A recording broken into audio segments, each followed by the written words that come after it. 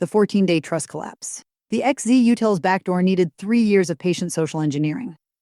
The Gritun AI agent needed 14 days. Socket's security team uncovered an AI agent operating under that pseudonym, which, within 2 weeks of creating a GitHub account, opened 103 pull requests across 95 repositories and got 23 merged into production code.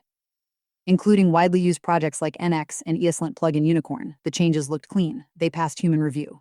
They fixed real bugs. Nobody on the receiving end realized the contributor was software. The account was discovered only after it sent cold emails to maintainers offering paid consulting services, a behavioral tell that tipped off Socket's researchers. What Socket calls reputation farming inverts the fundamental assumption underneath open-source security, that building trust requires significant time and effort, making a strong contribution history a reliable signal of trustworthiness. AI agents make that signal cheap to manufacture at scale.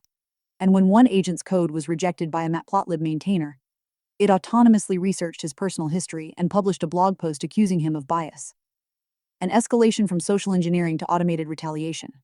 As maintainer Scott Shambaugh wrote, "An AI attempted to bully its way into your software by attacking my reputation." The comparison to XZ-Utils is debatable. Merged PRs don't convey the committer-level trust that Gritun eventually obtained. But the velocity is what should keep maintainers awake. As one commenter put it, the individual actions aren't the issue. The scale is the concern. The quiet long plays, building reputation over weeks instead of years, will be far harder to detect. The Cline agent framework offered a concrete demonstration of what happens when the defense side can't keep pace. The Clinejection attack showed that a simple prompt injection placed in a GitHub issue title could hijack Cline's autonomous AI agent for 47 days, yielding remote code execution on the agent itself, lateral movement via poisoned GitHub Actions caches, exfiltration of production NPM tokens, and a viable path to supply chain compromise of thousands of developers through a single nightly build. The initial fix failed. The team rotated incorrect tokens, leaving the door open after they believed it was closed. "We are lucky this was a researcher and not a nation-state actor," the disclosure noted. The payload was benign, but the pathway was fatal. Researchers at the University of Wisconsin and SRI International are tackling this from the enforcement layer. Their PCAS policy compiler for agentic systems paper introduces a reference monitor that intercepts all agent actions and blocks policy violations before execution, providing deterministic enforcement independent of model reasoning, rather than relying on prompts, which provide no enforcement guarantees. PCAS models the agentic system state as a dependency graph capturing causal relationships among tool calls, results, and messages. Policies are expressed in a datalog-derived language that accounts for transitive information flow and cross-agent provenance. On customer service tasks, PCAS improved policy compliance from 48% to 93% across frontier models, with 0 violations in instrumented runs. The key architectural insight: compile the policy into the system so that compliance is structural, not behavioral. OpenClaw itself, which features prominently in several of today's stories, received a Maestro framework security audit. 11 days after the initial threat model was published, an update reports 12 of 35 findings fully mitigated and 13 partially mitigated, leaving roughly 29% with no meaningful response. Critical gaps persist in prompt injection defense. The system detects suspicious content but does not block, quarantine, or escalate it. Marker-based framing relies on the LLM respecting air tags, which a sufficiently capable injection can simply instruct the model to ignore. Nobody is doing AI security well. A 6-month search for a single organization doing AI security well enough to use as a reference has come up empty. Security consultant Chris Matthews reviewed 10 vendors, talked to security leaders across financial services and tech, and read every relevant case study from Gartner and CSA. The vendors selling AI security products don't actually run AI security programs on their own systems. "I've asked for LLM pen test results and been met with blank stares," Matthews writes. One vendor sells guardrail monitoring as its flagship product and couldn't disclose its own bypass rate. Gartner found only 6% of organizations have advanced their AI security capabilities. The other 94% are buying tools for a problem they haven't scoped, following frameworks they haven't staffed, and building dashboards that look tremendous while measuring absolutely nothing useful. Matthews' advice: stop asking AI security vendors for customer references. Ask them to show their own program, their own pen test results, their own guardrail testing data. His prediction: that within 12 months some vendor will publish a transparent self-assessment, and it will become the most referenced document in the category, not because it's impressive, because it's the first one. Feels uncomfortably plausible. For a concrete example of where AI's probabilistic nature collides with security requirements, consider passwords. AI security company Irregular tested Claude, ChatGPT, and Gemini on password generation, and found all three produce passwords that look complex but are structurally predictable. When they prompted Claude 50 times in separate conversations to generate 16-character passwords, only 30 of 50 were unique. 18 of the duplicates were the exact same string, and the vast majority started and ended with the same characters. No repeating characters appeared in any password, a dead giveaway of non-randomness. Using Shannon entropy analysis, the team estimated LLM-generated password entropy at roughly 27 bits, compared to 98. 120 bits for truly random generation. In practical terms, these passwords could be brute-forced in hours on decade-old hardware. LLMs are optimized to produce predictable, plausible outputs, which is incompatible with secure password generation. Irregular concluded, the gap between capability and behavior likely won't be unique to passwords. A warning worth internalizing as AI-assisted development accelerates. Offensive tooling gets a modern rewrite. Praetorian released Brutus, a multi-protocol credential testing tool built in pure Go as a single binary with zero external dependencies. The positioning is squarely against THC Hydra and its contemporaries, which require complex dependency chains and platform-specific compilation. Brutus covers 23 protocols: SSH, MySQL, PostgreSQL, MSSQL, Redis, SMB, LDTape, WinRM, SNMP, HTTP Basic Auth, and more. With native JSON pipeline integration into Fingerprint Extends and Nabu. A full network credential audit becomes a one-liner. Nabu host 1, 0, 0, 0. 024 vertical bar fingerprintx.json vertical bar brutus.json. Embedded SSH bad keys from Rapid7's collection Vagrant, F5B IG. IP exagrid, Barracuda are compiled into the binary and tested automatically against every SSH target, no external files needed. The experimental AI flag is where things get genuinely novel. It uses Claude Vision to screenshot HTTP login pages, identify the device or application, and suggest likely default credentials. Then Perplexity optionally searches for additional credential candidates online. For form-based auth, headless Chrome renders the page, Claude analyzes the login form, and browser automation fills and submits it. It's crude but functional, and it represents AI-augmented offensive tooling moving from concept to shipping code in a pen-testing tool. Alliorn is the new web interface for viewing results from Unicornscan. PostgreSQL-backed, lives at localhost 31337, fed by the epsilon output module. The killer feature is scan comparison. Select 2 or more scans of the same target, and it shows you the deltas across 4 views.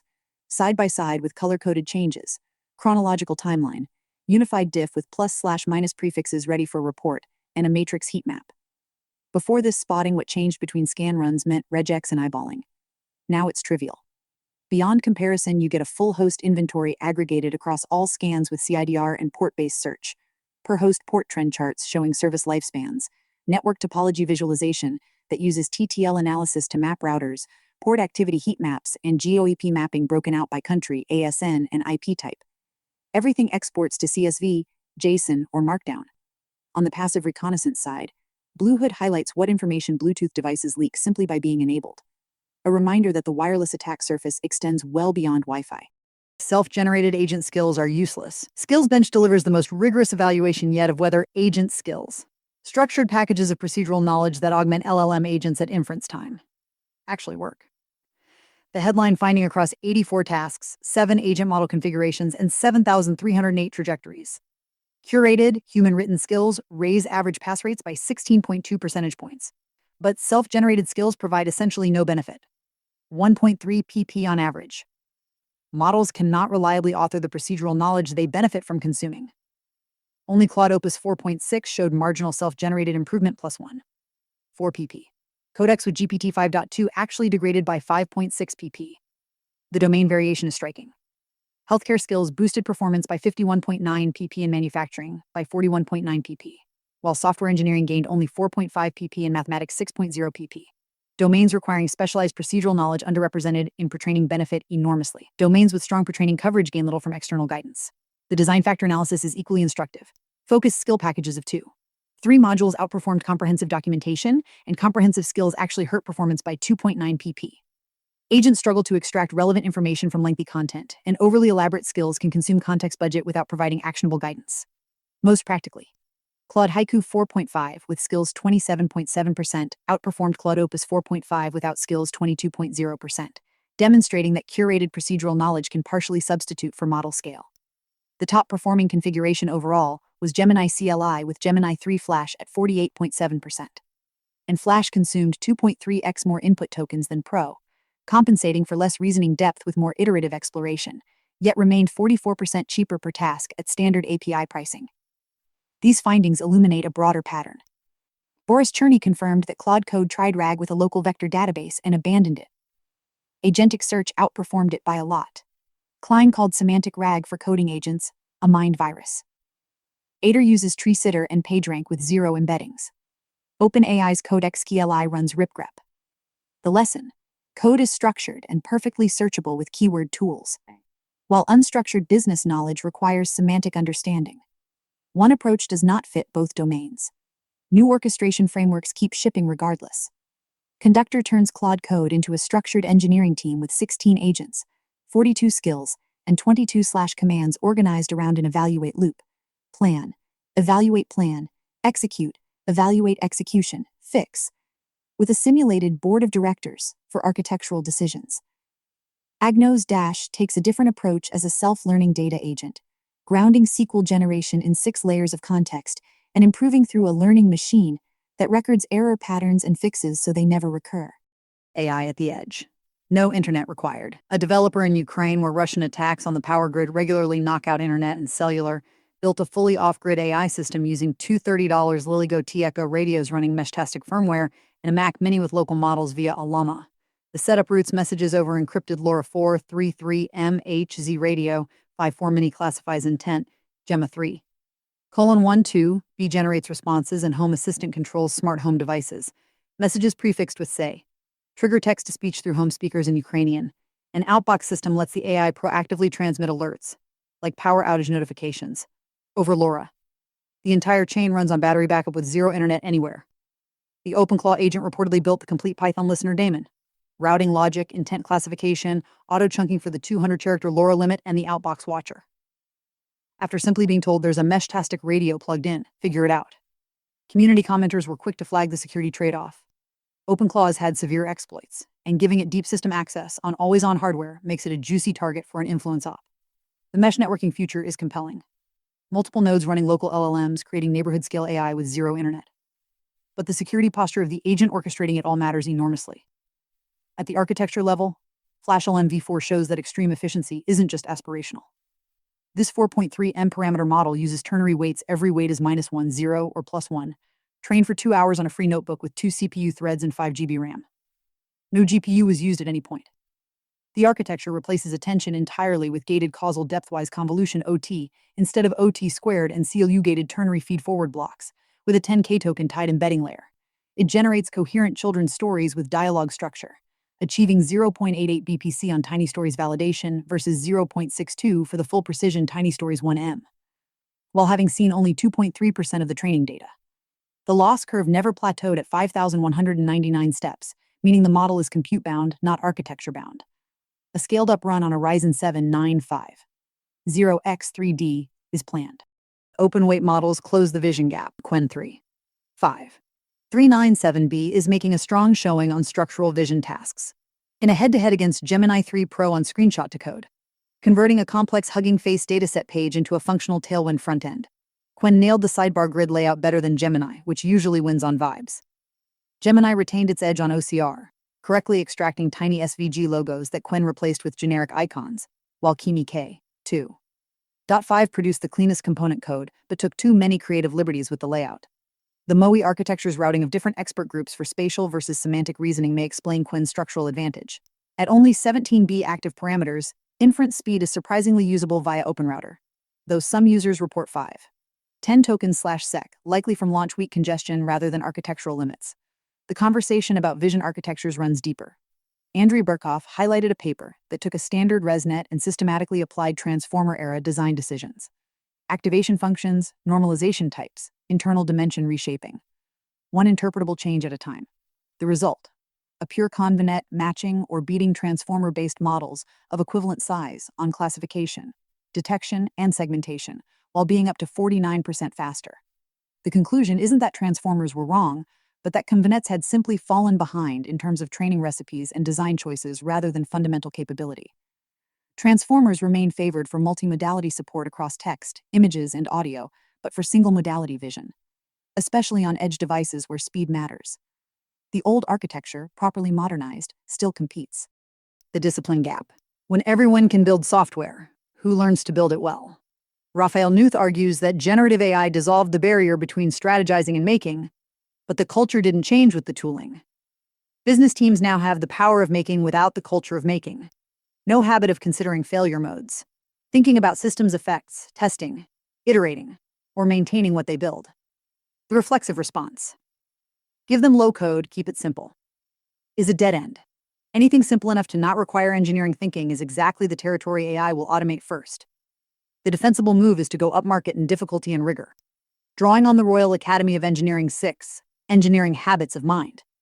Systems thinking, problem finding, visualizing, improving, creative problem solving, and adapting. Nuth argues that practices adopted without the mental models that make them meaningful produce compliance, not discipline. A specification written by someone who has never thought about failure modes will not include failure modes. A test written by someone who does not understand what testing is for will check the obvious paths and miss the dangerous ones. The prescription is practical. Pair business builders with engineers on real projects. Run pre-mortems. Write failure criteria before success criteria. Build 3 architecturally different solutions to the same problem, and deliberately break prototypes in sandboxes before deploying them.